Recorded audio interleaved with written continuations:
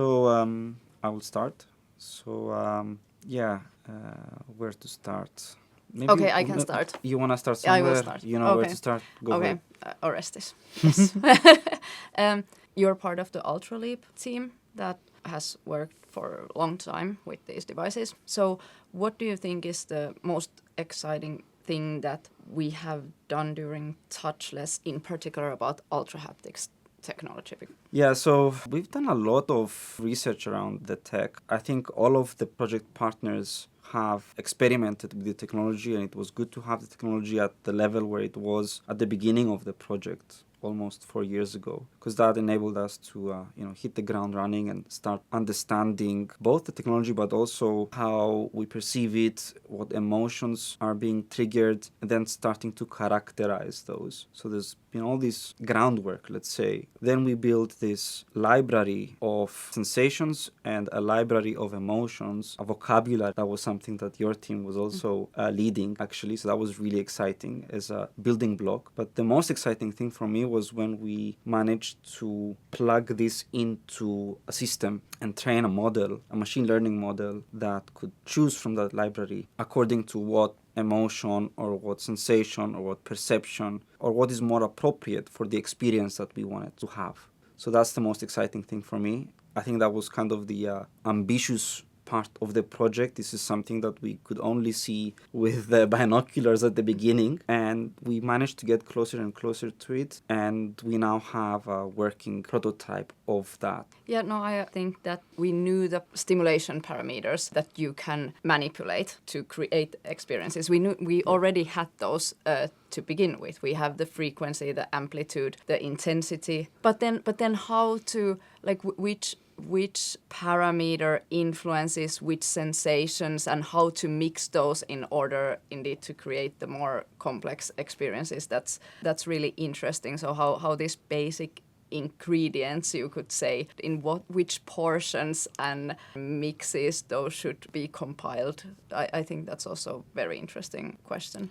Yeah, and it's something that at Ultraleap is a company that's trying to commercialize this. It's something that we couldn't really do by ourselves. Perhaps it was too ambitious or too risky to go in that direction. So having this project or being part of this project and collaborating with this multidisciplinary team from different parts of Europe, bringing expertise about HCI, user experience, but also trying to map this, as you said, the amplitudes and the frequencies. So the low-level ingredients to the high-level experiences. This required understanding of how the brain works, and that's how we collaborate with neuroscientists. And also having this AI component of training this system is something that just has too many phases, too many complications for us to do by ourselves. So that was really, really interesting, very scientific. And today, basically, we are here on a set. What are we doing here, right?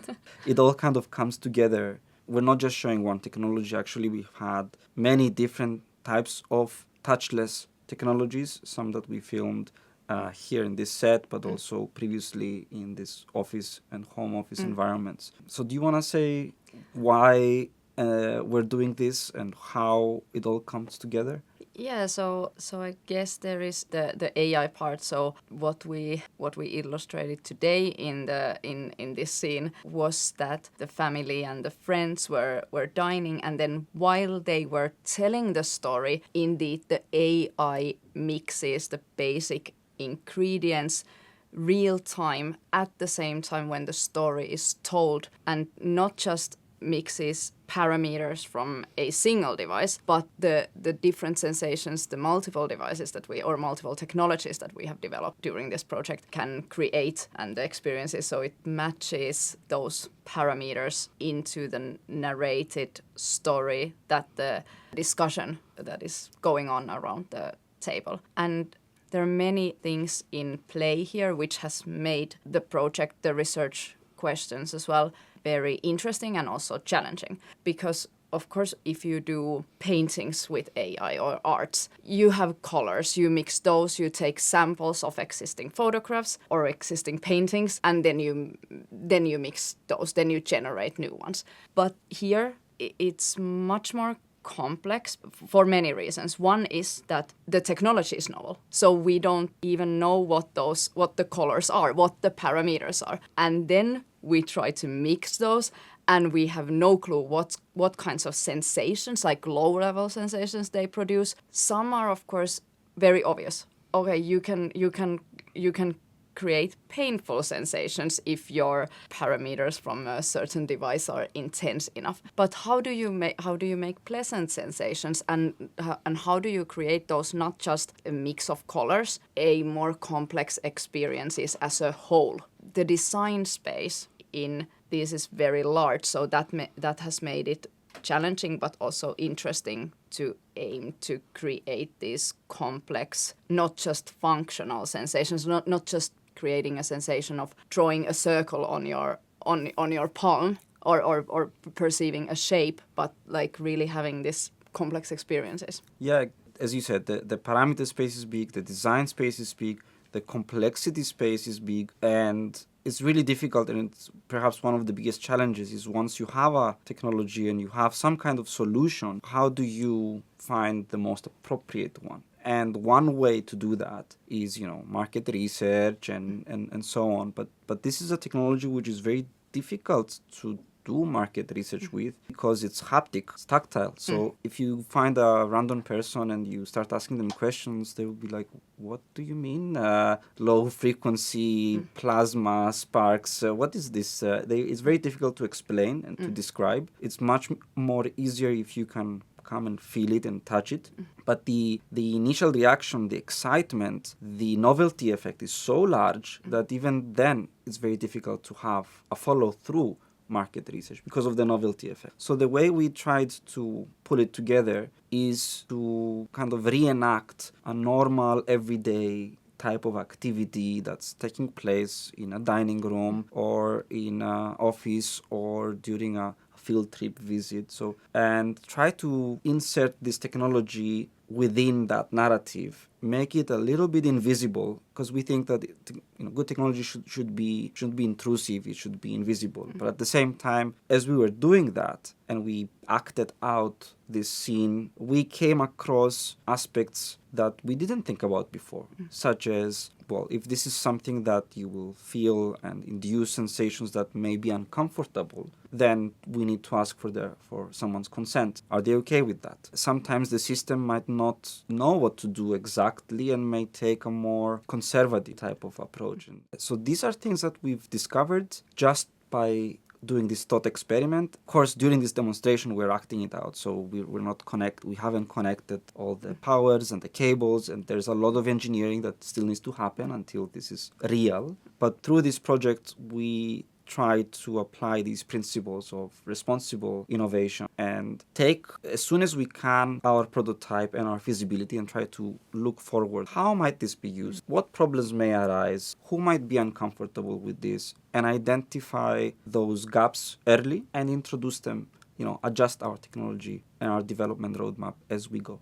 And I think one interesting AI angle, other sensory modalities like vision, you can analyze pictures or analyze facial expressions, emotions related to those and things like that. But then here we haven't had a library of the haptic experiences. There are no examples. There is no databases and libraries which we could just plug in and use and show how it works. So I think that's why the narrative and the libraries that we have built, those have helped us a lot to also imagine how it could work. The project is not just about functional touch, but also social touch. So we knew already how to render a shape like a circle. So now in these scenes that we played today, we shared experiences to the dining guests, and also the daughter and the son, they sent text messages, and then those were rendered as experiences. But then there is the social component of touch, of, say, sending a hug to your loved one. So I think what was somehow nice in these videos that we filmed was that it's not just sending a hug. Like we send emojis to each other on text messages, like sending a hug. But here we also try to be a bit creative on how could this technology be used in social contexts, not just as a yet another way of direct messaging or like explicit expression of I send you now a hug. Do you have any thoughts on what does social touch mean? Yeah, it was very interesting to try and not make a direct one-to-one connection between these low-level parameters, frequency, amplitude, and shapes, and a direct connection with what is the social touch we're trying to. Emojis is a good example because we can immediately recognize what is the emoji that you are receiving. Yeah, a handshake. There's context. It's not just, this is the emoji, this is the shape. So creating these two libraries and then mapping them with a way that is congruent on a semantic, on a emotional level, not just a one-to-one connection. That is something that we didn't really expect at the beginning. The first thing we were trying to do in social touch was a handshake. And everyone wants to do a virtual handshake. It's the first thing that comes to mind. But when you do a real handshake, what is being communicated during that handshake is not just two pieces of skin rubbing together. This is not a handshake. Handshake is about communicating trust, communicating collaboration, communicating that, you will, work together. There's this high-level meaning that is being communicated. And so when we try to emulate that interaction using touchless technology, whether it's infrasound, ultrasound, electrostatics, or plasma sparks, we didn't try to just go one-to-one and emulate just the physics. We wanted to emulate the experience. So this was challenging, it was interesting, and I think we managed to find a way to do that. Whilst before the project, we were really just building a physics simulator and then trying to do, physics interactions. But that's not what social touch is. And that's a difference between our project and other projects, because there is data about how does it feel to touch a rough or a smooth surface. That kind of data exists, but that's very functional and it's very one-to-one. You try to replicate an object. But what we are trying to do is necessarily replicate a handshake, but emulate the experience of how it makes you feel. So that's why the project focused more on social touch, the sense of agency, the sense of ownership, sense of belonging. And so this kind of filming that we did was exactly trying to bring that into the discussion. Yeah, and I guess I have a bit similar thing always with virtual reality as well, that it's not that the graphics need to be photorealistic. It's more like that you get the effect and the experience you intend to get, and the means of getting that can be something different than indeed emulating a realistic one. And of course, with the technologies we have developed in the project, they don't necessarily match. Like even if you would want to create the feeling of skin to skin for a handshake, they create something else. They create maybe sensations that has no counterpart in reality. They can create sensations that we haven't experienced ever before. So then that's also I think the interesting part of haptic sensations you have never felt before, then how to map those indeed to the experiences.